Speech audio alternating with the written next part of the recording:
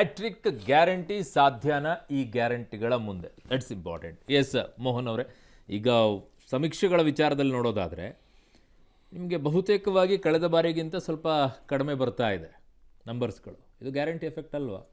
ಎಲ್ಲರೂ ನಾನು ಅದಕ್ಕೆ ಆಮೇಲೆ ಬರ್ತೀನಿ. ಆಮೇಲೆ 2 ಪಾಯಿಂಟ್ ಅವ್ರಿಗೆ ರಿಯಾಕ್ಟ್ ಮಾಡಿಬಿಡ್ತೀನಿ. ಓಕೆ, ಅವ್ರು ಆಮ್ ಆದ್ಮಿ ಪಾರ್ಟಿಯವರು ಹೇಳಿದ್ರು, ಇಡೀ ದೇಶದಲ್ಲಿ ಈ ಗ್ಯಾರಂಟಿನ ಪಿತಾಮಹನೇ ನಾವೇ ಶುರು ಮಾಡಿದ್ದು, ಅದನ್ನೆಲ್ಲರೂ ಫಾಲೋ ಮಾಡ್ತಾ ಇದ್ದಾರೆ ಅಂತ. ಈ ಗ್ಯಾರಂಟಿ ಪಿತಾಮಹ ಇರುವಂಥ ಪಂಜಾಬ್ ಸರ್ಕಾರದಲ್ಲೇ ಇಡೀ ದೇಶದಲ್ಲಿ ಅತಿ ಹೆಚ್ಚು ನಿರುದ್ಯೋಗ ಇವತ್ತಿರೋದು. ದೇಶದಲ್ಲಿ 6.1%. ದೇಶದ ಆವರೇಜ್ 3.2% ಇದ್ರೆ ಅತಿ ಹೆಚ್ಚು ನಿರುದ್ಯೋಗ ಇರುವಂಥದ್ದು ಯಾವ್ದಾರ ರಾಜ್ಯ ಇದೆ ಅದು ಪಂಜಾಬ್. ಅದರ ಪಿತಾಮಹ ಯಾರು ಅಂದರೆ ಆಮ್ ಆದ್ಮಿ ಪಕ್ಷ, ಕೇಜ್ರಿವಾಲ್. ಇದನ್ನ ಅವ್ರು ಮರಿಬಾರ್ದು. ಇದು ಫಸ್ಟ್ ಪಾಯಿಂಟ್. ಸೊ ಅವ್ರು ಏನೇ ಗ್ಯಾರಂಟಿ ಕೊಟ್ಟು ಏನೇ ಮಾಡಿದ್ರು ಒಂದು ರಾಜ್ಯನ ಮೇಲೆತ್ತೋದಕ್ಕಾಗೋದಿಲ್ಲ ಅನ್ನೋದಕ್ಕೆ ಅದು ದೊಡ್ಡ ಸಾಕ್ಷಿ. ಎರಡನೇ, ಭ್ರಷ್ಟಾಚಾರ ರಹಿತ ಏನು ಆಡಳಿತ ನೀಡಿರೋದು ಕೇಜ್ರಿವಾಲ್ ಅಂತ ಹೇಳಿದ್ರು. ಇವತ್ತು ನೋಡಿ, ಇನ್ನೊಂದು ಸ್ವಲ್ಪ ದಿವಸಕ್ಕೆ ಆಮ್ ಆದ್ಮಿ ಪಕ್ಷದವ್ರು ಹಿಂಗೆ ಜೈಲಿಗೆ ಹೋಗ್ತಾ ಇದ್ರೆ ಜೈಲಲ್ಲೇ ಒಂದು ಕ್ಯಾಬಿನೆಟ್ ಮೀಟಿಂಗ್ ಮಾಡಿಬಿಡ್ಬೇಕು. ಉಪಮುಖ್ಯಮಂತ್ರಿ, ಮತ್ತೊಬ್ಬ ಮಂತ್ರಿ, ಮತ್ತೊಬ್ಬ ಶಾಸಕ, ಸತ್ಯೇಂದ್ರ ಜೈನ್ ಅಂತೆ, ಮನೀಶ್ ಸಿಸೋಡಿಯಾ ಅಂತೆ, ಎಲ್ಲ ಹೋಗ್ರೆ ಭ್ರಷ್ಟಾಚಾರದಲ್ಲೇನೆ. ಕೋರ್ಟಲ್ಲಿ ಬೇಲು ಸಿಗ್ತಾ ಇಲ್ಲ. ಸೊ ಆದ್ದರಿಂದ ಇವರು ಯಾವ ಗ್ಯಾರಂಟಿ ದೇಶಕ್ಕೆ ಕೊಡೋಕ್ಕಾಗಲ್ಲ. ಇವ್ರು ಕೊಡೋದು ಬೋಗಸ್ ಗ್ಯಾರಂಟಿನೇ. ಕಾಂಗ್ರೆಸ್ದು ಬೋಗಸ್ ಗ್ಯಾರಂಟಿನೇ, ಆಮ್ ಆದ್ಮಿ ಪಾರ್ಟಿದು ಕಾಂಗ್ರೆಸ್ ಬೋಗಸ್. ಅದಕ್ಕೆ ಅವರು ಸತತವಾಗಿ ದೆಹಲಿಯಲ್ಲಿ ಗೆದ್ಕೊಂಡು ಬಂದಿರೋದು. ನೆಕ್ಸ್ಟ್ ನಿಮ್ಗೆ ಗೆಲ್ಲಕ್ಕೂ ಆಗಿಲ್ಲ, ನಿಮಗೂ ಗೆಲ್ಲಕ್ಕಾಗಿಲ್ಲ, ಅವ್ರಿಗೂ ಗೆಲ್ಲಕ್ಕಾಗಿಲ್ಲ. ಯಾಕೆ ಜನ ಓಟ್ ಹಾಕೊಂಡು ನೆಕ್ಸ್ಟ್ ಇದೆ ಕೇಳಿ. ಇದೇ ಭ್ರಷ್ಟಾಚಾರ ವಿರುದ್ಧ ಹೋರಾಟ ಮಾಡ್ಕೊಂಡ್ ಬಂದಂತ ಆಮ್ ಆದ್ಮಿ ಪಾರ್ಟಿ 2 ಪಾಯಿಂಟ್ ಹೇಳಿದ್ರು. ನಾವು ಅಧಿಕಾರಕ್ಕೆ ಬಂದ ತಕ್ಷಣ ಶೀಲಾ ದೀಕ್ಷಿತ್ ಅವ್ರನ್ನ ಒಳಗಾಗ್ತೀನಿ ಅಂತ. ಅವ್ರು ಇವತ್ತು ಬದುಕಿಲ್ಲ ಪಾಪ, ಅವ್ರನ್ನ ಒಳಗಾಗ್ಲಿಲ್ಲ. ಅದಾದ್ಮೇಲೆ ಸೋನಿಯಾ ಗಾಂಧಿ ಅವ್ರನ್ನ ಒಳಗಾಗ್ತೀವಿ ಅಂತ ಹೇಳಿದ್ರು. ಅದೇ ಸೋನಿಯಾ ಗಾಂಧಿ ಅವ್ರ ಜೊತೆ ಕೈ ಜೋಡಿಸ್ಕೊಂಡಿದ್ದಾರೆ. 1.25 ಕೋಟಿ ಮಹಿಳೆಯರು ಕೋಟಿ ಸಾಲ ಮಾಡಿರೋರು. 14 ಲಕ್ಷ ಕೋಟಿ ಕೊಡ್ಬೋದೇ ಸೊನ್ನೆ. ಅವರು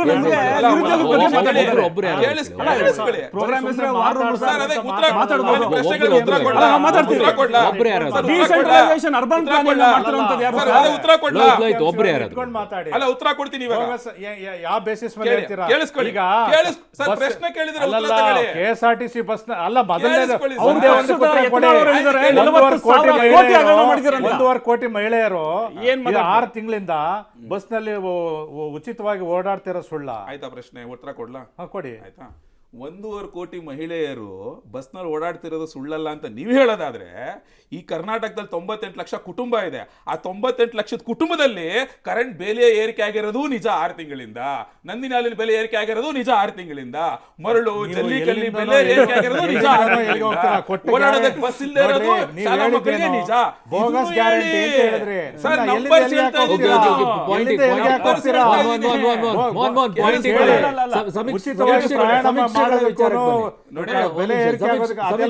ಕಳೆದ ಗವರ್ಮೆಂಟ್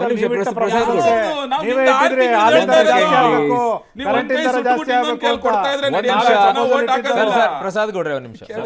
ಮೋಹನ್ ವಿಶ್ವ ಅಲ್ಲ, ಅವರು ಸಮೀಕ್ಷೆಗೆ ಬರೋಣ. ಕಳೆದ ಬಾರಿಗಿಂತ ನಿಮ್ಗೆ ಈ ಸಮೀಕ್ಷೆಯ ಪ್ರಕಾರ, ಸಿ ವೋಟರ್ ಸಮೀಕ್ಷೆಯ ಪ್ರಕಾರ ನಿಮ್ ನಂಬರ್ಸ್ಗಳು ಕಡಿಮೆ ಆಗ್ತಾ ಇದೆ. ಅಲ್ಲ, ಕಳೆದ ಬಾರಿ ನಮ್ಗೆ 350 ಇತ್ತು, ಇವಾಗ 335 ತೋರಿಸ್ತಾ ಇದ್ದೀರಾ ಅಷ್ಟೇ. ಇದು ಸಮೀಕ್ಷೆ.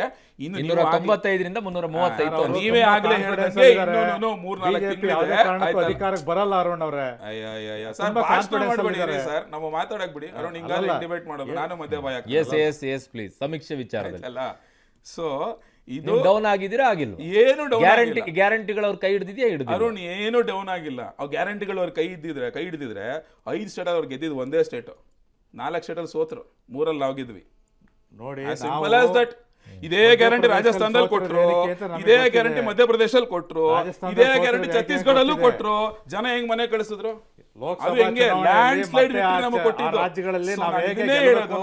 ಅಲ್ಲಿ ಜನಗಳು ಗೊತ್ತಿದೆ. ನೀವು ಒಂದ್ ಕಡೆ ಗ್ಯಾರಂಟಿ ಅನ್ನೋ ಹೆಸರಿನಲ್ಲಿ ಇನ್ನೊಂದ್ ಕೈ ಹೆಂಗ್ ಸುಡ್ತಾ ಇದ್ದೀರಾ ರಾಜ್ಯಗಳಲ್ಲಿ. ಇದನ್ನೇ ಗಂಗಾಧರ್ ಮುರ್ಮು ಅವರು ಹೇಳಿದ್ರು. ಚುನಾವಣೆ ಅಂತ ಬಂದಾಗ ನೀವು ತೋರಿಸ್ತಾರೆ, ಮನೆ ಕಳಿಸ್ತಾರೆ. 1 ಸೀಟ್ ಬಂದಿತ್ತು ಅವ್ರಿಗೆ, ಈ ಸಲ 1 ಸೀಟು ಬರಲ್ಲ. 28ಕ್ಕೆ 28 ನಾವೇ ನಿಮಗೆ ತುಂಬಾ ಭ್ರಮೆನಲ್ಲಿ 28ಕ್ಕೆ ನಾವು 25ರಲ್ಲಿ ಇರ್ತೀವಿ, ನಿಮ್ಮ 2ರಲ್ಲೋ 3ರಲ್ಲೋ ಇರ್ತೀರಾ.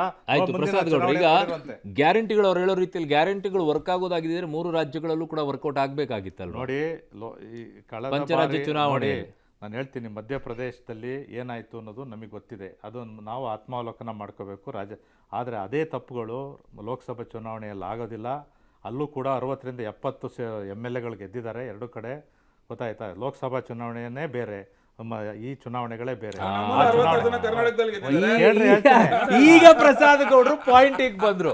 ಲೋಕಸಭೆನೇ ಬೇರೆ, ರಾಜ್ಯದ್ದೇ ಬೇರೆ. ಸೊ ಹಾಗಿದ್ದಾಗ ಕರ್ನಾಟಕದಲ್ಲಿ ನೀವು ಕೊಡುವಂತ ಗ್ಯಾರಂಟಿಗಳು ಲೋಕಸಭೆಗೆ ಜನ ಹೆಂಗೆ ನೋಡ್ತಾರೆ? ಹೇಳ್ತೀನಿ, ಕರ್ನಾಟಕದ ಕಳೆದ ಬಾರಿಗೂ ಈಗೂ ಬಹಳ ವ್ಯತ್ಯಾಸ ಇದೆ. ಹೆಂಗೆ? ಈಗ ನೋಡಿ, ನಮ್ಮ ಒಂದು ಅಭಿವೃದ್ಧಿ ಕಾರ್ಯಗಳೇ ಕಾಣ್ತಾ ಇದೆ, ಗ್ಯಾರಂಟಿ ಯೋಜನೆಗಳು ಕಾಣಿಸ್ತಾ ಇದೆ. ನೀವೇ ಹೇಳ್ತಾ ಇದ್ದೀರಾ ಲೋಕಸಭೆಗೆ ನೋಡೋದು ಬೇರೆ, ರಾಜ್ಯ ಚುನಾವಣೆಗೆ ನೋಡೋದು ಬೇರೆ ಅಂತ. ನೀವು ಕೇಳಿದಲ್ಲಿ ಮಧ್ಯಪ್ರದೇಶ, ರಾಜಸ್ಥಾನ. ಹೌದು, ನಿಮ್ಮ ಗ್ಯಾರಂಟಿಗಳು ವರ್ಕೌಟ್ ಆಗ್ಬೇಕಾಗಿತ್ತು, ಅದೇ ರಾಜ್ಯದಲ್ಲಿ ಆಗ್ಬೇಕಾಗಿತ್ತು. ರಾಜ್ಯ ಚುನಾವಣೆ ಕೇಳಿದೆ ನಾನು. ಅರುಣ್ ಅವರೇ, ಮಧ್ಯಪ್ರದೇಶದಲ್ಲಿ ಏಕೆ ಸೋತಿದ್ದೀವಿ, ರಾಜಸ್ಥಾನದಲ್ಲಿ ಯಾಕೆ ಸೋತಿದ್ದೀವಿ, ಅದು ನಮಗೆ ಆಂತರಿಕ ವಿಚಾರ, ನಮಗೆ ಗೊತ್ತಿದೆ. ಆದ್ರೆ ನೋಡಲ್ಲ, ಗ್ಯಾರಂಟಿಗಳದ್ದು ಅಲ್ಲಿ ಬಂದೇ ಇಲ್ಲ, ಅಲ್ಲಿ ಬಂದಿರದೆ ಆಂತರಿಕ ವಿಚಾರಗಳು. ಗ್ಯಾರಂಟಿಗಳು ಘೋಷಣೆ ಮಾಡಿದ್ರೆ ಹೇಳ್ತೀನಿ, ಅಲ್ಲಿ ಲೋಕಸಭೆನಲ್ಲಿ ನೀವು ಗ್ಯಾರಂಟಿಗಳು ಘೋಷಣೆ ಮಾಡಿದ್ರೆ ಮಾಡ್ಲಿಲ್ವಾ? ಗ್ಯಾರಂಟಿಗಳು ಘೋಷಣೆ ಆಗಿದ್ರು ಕೂಡ ಅಲ್ಲಿ ಆಂತರಿಕ ವಿಚಾರಗಳು ಅಲ್ಲಿ ಸೋಲನ್ನ ಕಂಡಿದ್ದೀವಿ. ನಾವು ಈಗ INDA ಒಕ್ಕೂಟದಲ್ಲಿರುವಂತ ಆಂತರಿಕ ವಿಚಾರಗಳು ಇದಕ್ಕೆ ಎಫೆಕ್ಟ್ ಆಗಲ್ವಾ? ಕೇಳಿ, ಅದು ಏನೇ ಇದ್ರೂ ಕೂಡ ಅದನ್ನೆಲ್ಲ ಮೀರಿ ನಿಂತು ಇವತ್ತು ಕಾಂಗ್ರೆಸ್ಸು ಕೇಂದ್ರದಲ್ಲಿ ಅಧಿಕಾರಕ್ಕೆ ಬರುತ್ತೆ. ಅರುಣ್ ಅವರೇ, 100ಕ್ಕೆ 100. ಬರಬೇಡಿ ಅಂತ ನಾನೇನು ಹೇಳ್ತಾ ಇಲ್ಲ. ನೀವು ಹೇಳ್ತಾ ಇರೋದಲ್ಲ, ರಾಜ್ಯ ಚುನಾವಣೆ, ನಮ್ಮ ರಾಜ್ಯಕ್ಕೂ ಮಧ್ಯಪ್ರದೇಶ ಜನ ಬೇರೆ ರೀತಿ ನೋಡ್ತಾರೆ ಅಂದಾಗ ರಾಜ್ಯದ ಗ್ಯಾರಂಟಿಗಳನ್ನ ಹೇಗೆ ದೇಶದ ಜನ ನೋಡ್ತಾರೆ ಅನ್ನೋದು ನನ್ನ ವಾದ. ರಾಜ್ಯದ ಗ್ಯಾರಂಟಿ ಇದು ಮಾದರಿ. ಇವತ್ತು ಕರ್ನಾಟಕ ರಾಜ್ಯ ಇವತ್ತು ಇಡೀ ದೇಶಕ್ಕೆ ಮಾದರಿಯಾಗಿದೆ. ಕರ್ನಾಟಕ ಮಾದರಿ ಆಗ್ಬೇಕಾಗಿದ್ರೆ ಮಧ್ಯಪ್ರದೇಶದಲ್ಲಿ ಮಾದರಿ ಆಗ್ಬೇಕಾಗಿತ್ತು, ಸಿದ್ದರಾಮಯ್ಯನವರು ಕೊಟ್ಟಂತಹ ಒಂದ್ ನಿಮಿಷ ಮಾತಾಡಕ್ಕೆ ನನ್ನ ಮೆಸೇಜ್ ಕೊಡೋದಕ್ಕೆ ದಯಮಾಡಿ ಅವಕಾಶ ಮಾಡಿಕೊಡಿ. ಸಿದ್ದರಾಮಯ್ಯನವರು ಮತ್ತು ಉಪಮುಖ್ಯಮಂತ್ರಿಗಳಾದ ಶಿವಕುಮಾರ್ ಅವರ ಈ ಯೋಜನೆಗಳು ಇವು ಇಡೀ ದೇಶಕ್ಕೆ ಮಾದರಿಯಾಗಿದ್ದಾವೆ. ಇವು ಎಲ್ಲವನ್ನೂ ಕೂಡ ಜಾರಿ ಮಾಡಿದ್ದಾರೆ. ಇವು ಜನಸಾಮಾನ್ಯರಿಗೆ ಸಿಗ್ತಾ ಇದ್ದಾವೆ. ಇವತ್ತು ರಾಜಕೀಯ ಪಕ್ಷಗಳು ಲೇವಡಿ ಮಾಡ್ಬೋದು, ಆದರೆ ಬೆನಿಫಿಷಿಯರೀಸ್ ಏನಿದ್ದಾರೆ ಅವರೆಲ್ಲ ಸಂತೋಷವಾಗಿದ್ದಾರೆ. ಅದರಿಂದ ನಾನು ಹೇಳ್ತೀನಿ, ನೀವೇನ್ ಮಾಡಿದ್ರೆ 10 ವರ್ಷದಲ್ಲಿ 10 ವರ್ಷ ಕೊಟ್ಟವಲ್ಲ ಈ ದೇಶದ ಜನ, 10 ವರ್ಷದಲ್ಲಿ 2 ಕೋಟಿ ಉದ್ಯೋಗ 2 ಕೋಟಿ ಉದ್ಯೋಗ ಕೊಡ್ತೀವಿ ಅಂತ ಹೇಳಿದ್ರಲ್ಲ ತಾವು ಮೋದಿ ಅವರು. ಎಲ್ಲಿ ಕೊಟ್ರಿ 2 ಕೋಟಿ ಉದ್ಯೋಗ? ಗಂಗಾಧರ ಮೂರ್ತಿ ಅವರೇ, ಅರುಣ್ ಅವ್ರ ಅವಕಾಶ ನಮ್ಗೆ ಕೊಟ್ಟಿಲ್ಲ. ಕೊಡ್ತಾ ಇದೀನಿ ರೀ ಸರ್, ಎಲ್ಲರದು ಪಾಳೆ ಪ್ರಕಾರ ಬರ್ತಿದ್ದೀನಿ. ಇಲ್ಲ ಬರ್ಲಿಲ್ಲ, ತಾವು ಪಾಳೆ ಪ್ರಕಾರ ಬರಲಿಲ್ಲ. ನೀವು ನೋಡಿಲ್ಲ, ನಾನು ಹೇಳ್ತಿದ್ದೀನಲ್ಲ, ಬರ್ತಾ ಇದೀನಿ ಲೋಹಿತ್ ಅವರೇ. ಒಂದ್ ನಿಮಿಷ ಅವ್ರು ಮಾತಾಡ್ಬೇಕಂದಾಗ್ಲೂ ನಾವು ಡೆಕೋರಮ್ ಮೇಂಟೈನ್ ಮಾಡ್ತೀವಿ. ಒಂದ್ ನಿಮಿಷ ಕೇಳಿ ಸರ್. ಲಾಸ್ಟ್ ಬ್ರೇಕ್ ಅಲ್ಲಿ ನಿಮ್ 3 ಜನ ಮಾತಾಡ್ಸಿದ್, ಅವ್ರು ಮಾತಾಡ್ಸಿದ್ನ ಅವಾಗ ಅವ್ರು ಕೇಳಿದ್ರ? ಮೊದಲನೇ ಬ್ರೇಕ್ ಅಲ್ಲೇ ಮಾತಾಡಿದ್ರು. ಮಾತಾಡಿದ್ದಾರೆ ಸರ್, ಅವಾಗ ಎಲ್ಲರಿಗೂ ಮಾತಾಡ್ಸಿ. ಒಂದ್ ನಿಮಿಷ ಲೋಹಿತ್ ಅವರೇ, ಐ ನೋ ನನಗೆ ಎಲ್ಲರಿಗೂ ಟೈಮ್ ಕೊಡ್ತೀನಿ. ಒಂದ್ ನಿಮಿಷ ಪ್ಲೀಸ್. ಗಂಗಾಧರ ಮೂರ್ತಿ ಅವರೇ, ಫೈನಲಿ ಕಾಂಗ್ರೆಸ್ನವ್ರು ಹೇಳ್ತಾ ಇರೋದು ರಾಜ್ಯಕ್ಕೂ ಮತ್ತೆ ಲೋಕಸಭೆ ಚುನಾವಣೆಗೂ ನೋಡೋ ವ್ಯತ್ಯಾಸಗಳು ಬೇರೆ ಬೇರೆ ಇರುತ್ತೆ ಅಂತ. ಸೊ ಗ್ಯಾರಂಟಿಗಳು ಹೇಗೆ ವರ್ಕೌಟ್ ಆಗುತ್ತೆ ಆಗಿದೆ ದೇಶದಲ್ಲಿ? ಈಗ ನೋಡಿ, ದೇಶದಲ್ಲೂ ಅವ್ರು ಘೋಷಣೆ ಮಾಡಬಹುದು. ಇಲ್ಲ, ಒಂದು ನಿಮಿಷ, ಅವ್ರಿಗೆ ಕನ್ಫ್ಯೂಷನ್. ಡಿ ಕೆ ಶಿವಕುಮಾರ್ ಅವರು ಮತ್ತು ಸಿದ್ದರಾಮಯ್ಯನವರು ಇಡೀ 5 ಪಂಚರಾಜ್ಯ ಚುನಾವಣೆಗಳಲ್ಲಿ ಗ್ಯಾರಂಟಿಗಳನ್ನ ಕೊಟ್ಟು ಇಲ್ಲಿ ಸ್ಟ್ರಾಟಜಿ ಕೊಟ್ಟಂಥ ವ್ಯಕ್ತಿನೇ ಎಲ್ಲ ಕಡೆ ತೊಗೊಂಡೋಗ್ಬಿಟ್ಟಿದ್ರು. ಇಲ್ಲಿ ಯಾರು ಸ್ಟ್ರಾಟಜಿ ಕೊಟ್ಟನಲ್ಲ, ಮಾರ್ಕೆಟಿಂಗ್ ಏಜೆನ್ಸಿ ಅಲ್ಲಿ ತೊಗೊಂಡೋಗ್ಬಿಟ್ಟಿದ್ರು. ಏನಾಯಿತು ಅಂತ ಕರ್ನಾಟಕದಲ್ಲಿ ಗೊತ್ತಾಯಿದೆ. ಮತ್ತು ಇನ್ನೊಂದು ಭಾಳ ಸೀರಿಯಸ್, ಒಂದು 4 MP ಚುನಾವಣೆಗಳು ಹಿಂದಕ್ಕೆ ಹೋದರೆ ಕಾಂಗ್ರೆಸ್ ಇವತ್ತಿನವರೆಗೂ ಅಧಿಕಾರ ಫುಲ್ ಮೆಜಾರಿಟಿ ಅಧಿಕಾರ ಇದೆ. SM ಕೃಷ್ಣ ಅವರು ಫುಲ್ ಮೆಜಾರಿಟಿ ಅಧಿಕಾರದಾಗಿದ್ದಾಗೂ 10 ದಾಟಿಲ್ಲ. ಮೊನ್ನೆ ಸಿದ್ದರಾಮಯ್ಯ 13ರಿಂದ 18ರಲ್ಲಿ ಫುಲ್ ಮೆಜಾರಿಟಿ ಗೌರ್ಮೆಂಟ್ ಇದ್ದಾಗೂ ಕೂಡ 10 ದಾಟಿಲ್ಲ. ಮೊನ್ನೆ ಕಾಂಗ್ರೆಸ್ JDS ಜೊತೆ ಇದ್ದಾಗೂ ಕೂಡ ಒಂದಕ್ಕೆ ಬಂದು ನಿಂತ್ಕೊಂಡ್ವಿ ನಾವು ಅವರಿಬ್ರು. ಈಗ ಗ್ಯಾರಂಟಿ ಕೈ ಹಿಡಿಯೋದು, ಅದನ್ನೇ ಹೇಳಿದ್ದು. ಗ್ಯಾರಂಟಿ ಎಲ್ಲಿಗೆ? ಒಂದು ನಿಮಿಷ, ಗ್ಯಾರಂಟಿ ಎಲ್ಲಿಗೆ? ಕರ್ನಾಟಕಕ್ಕೆ. ಅದನ್ನೇ ಸರಿಯಾಗಿ ಇಂಪ್ಲಿಮೆಂಟ್ ಮಾಡಿಲ್ಲ ಅಂತ ನಾವೇಳೋದಲ್ಲ. ಇಂಡಿಯಾ ಗ್ರೂಪಲ್ಲಿ ಇರ್ತಕ್ಕಂಥ ಆಮ್ ಆದ್ಮಿ ಅವರೇ ಪಿತಾಮಹರು ಹೇಳ್ತಿದ್ದಾರೆ, ಗ್ಯಾರಂಟಿ ಪಿತಾಮಹರು, ಸರಿಯಾಗಿ ಮಾಡಿಲ್ಲ, ನೀವು ಸರಿಯಾಗಿ ಮಾಡೋದು ಕಲ್ತ್ಕೊಳ್ಳಿ, ಇಲ್ಲಿಂದ ಇಲ್ಲಾಂದ್ರೆ ನಿಮ್ಮಿಂದ ನಾವು ಹಾಳಾಗಿ ಹೋಗ್ತೀವಿ ಅಂತ ಅವ್ರ ಪಾಪ ಸಲಹೆ ಕೊಡ್ತಿದ್ದಾರೆ, ನಾವಲ್ಲ. ಗ್ಯಾರಂಟಿಗಳ ಪರಿಸ್ಥಿತಿ ಅವ್ರಿಗೆ ಗೊತ್ತಿದೆ. ಅದಲ್ಲದೆ ಕರ್ನಾಟಕದ ಚುನಾವಣೆ ಅಥವಾ ದೇಶದ ಯಾವುದೇ ರಾಜ್ಯದ ಚುನಾವಣೆ ನಡೆಯೋದು ದೇಶದ ಅಭಿವೃದ್ಧಿ, ದೇಶದ ಭದ್ರತೆ, ದೇಶದ ಒಗ್ಗಟ್ಟಿನಿಗೆ ಅದಕ್ಕೆ ಚುನಾವಣೆ ನಡೆಯೋದು.